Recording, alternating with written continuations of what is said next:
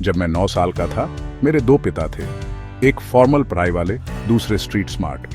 मेरे असली पिताजी कहते थे, अच्छे ग्रेड लाओ, सिक्योरिटी पाओ। मेरे रिच डैड कहते थे, पैसे कमाना सीखो, सिर्फ जॉब नहीं।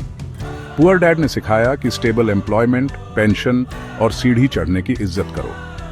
रिच डैड ने एक अलग लेसन सिखाया, फाइनेंशियल एजुकेशन, अपॉर्चुनिटी और ओनरशिप। उन्होंने छोटे से शुरू किया, पेचेक खर्च करने के बजाय कुछ ऐसा खरीदो जो आपकी जेब में पैसे डाले। एक वेंडिंग मशीन, एक रेंटल, एक छोटा बिजनेस, शुरू में छोटा लेकिन कैश फ्लो वाला। हमने प्रॉफिट्स और एक्सपेंसेस गिने। पॉइंट अमाउंट नहीं था, बल्कि आइडिया था। पैसिव इनकम जो आती रहे, चाहे आप काम करें या ना करें, सब कुछ बदल देती है। रिच डैड ने मुझे बैलेंस शीट पढ़ना सिखाया, सिर्फ पेचेक्स और बिल्स नहीं। उन्होंने कहा, एक एसेट आपकी जेब में पैसे डालता है, एक लायबिलिटी आपकी जेब से पैसे निकालती है। आपका घर, आपकी कार, लोन कई वैल्यूएबल लगते हैं, लेकिन लायबिलिटी हो सकते हैं अगर वे कैश ड्रेन करें।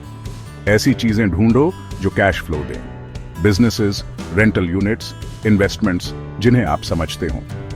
रिच डैड ने यह भी सिखाया, सीखने के लिए काम करो, सिर्फ कमाने के लिए नहीं। स्किल्स पैसे की तरह कंपाउंड होते हैं। सेल्स, मार्केटिंग, नेगोशिएशन, ऐसे स्किल्स जिनका आप बाद में एसेट्स खरीदने या बनाने के लिए इस्तेमाल कर सकते हो। उन्होंने चेतावनी दी कि डर लोगों को नौकरियों में फंसाए रखता है, कैलकुलेटेड रिस्क से ग्रोथ होती है। छोटे से शुरू करो, गलतियों से सीखो, इटरेट करो। वो प्रैक्टिकल रेपिटेशन कॉन्फिडेंस और रिटर्न्स बनाता है। सालों में गैप बढ़ता गया। एक जिंदगी में सिक्योरिटी थी, लेकिन कांस्टेंट चिंता। दूसरी में इनकम स्ट्रीम्स बन रही थी। कंपाउंड रिटर्न्स और रीइन्वेस्टमेंट ने छोटे शुरुआती स्टेपों को मीनिंगफुल फ्रीडम में बदल दिया। टर्निंग पॉइंट आदत थी, पैसे को एसेट्स में डालना और एजुकेशन जारी रखना। नॉलेज ने फैसलों को गेसवर्क से स्ट्रैटेजी में बदल दिया। रूल 1, एसेट्स और लायबिलिटीज के बीच का फर्क जानो। रूल 2, जब भी हो सके एसेट्स खरीदो। रूल 3, सीखते रहो और छोटे मैनेज्ड रिस्क लो।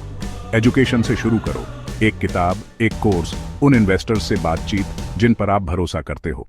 फिर एक छोटा एसेट चुनो, एक साइड बिजनेस, एक रेंटल या एक इन्वेस्टमेंट जिसे आप मैनेज कर सको। छोटे एक्शंस जब बार बार किए जाते हैं तो आदत बन जाते हैं।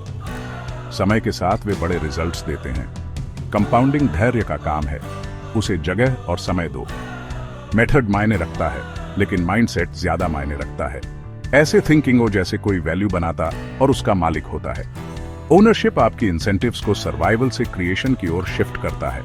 असली दौलत अक्सर साधारण दिखती है, steady customers, steady cash flow, steady reinvestment. Behind the scenes systems और ऐसे चॉइसेस होते हैं जो समय के साथ बार बार किए जाते हैं। हम इनकम को दौलत समझ लेते हैं। फ्लैशी परचेसेस कमजोर फाइनेंसेस को छुपा सकते हैं। सच्ची फाइनेंशियल स्ट्रेंथ दिन प्रतिदिन के चुनावों से शुरू होती है।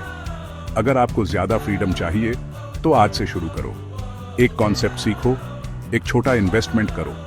एक्शन इंटेंशन से बेहतर है। आपका पहला छोटा कदम मायने रखता है। मेरे 2 पिताओं की कहानी यही सिखाती है, अमीरों की तरह थिंकिंग हो, एसेट्स बनाओ, कभी सीखना बंद मत करो। अपनी सोच बदलो, छोटे से शुरू करो और समय और कंपाउंडिंग को बाकी काम करने दो।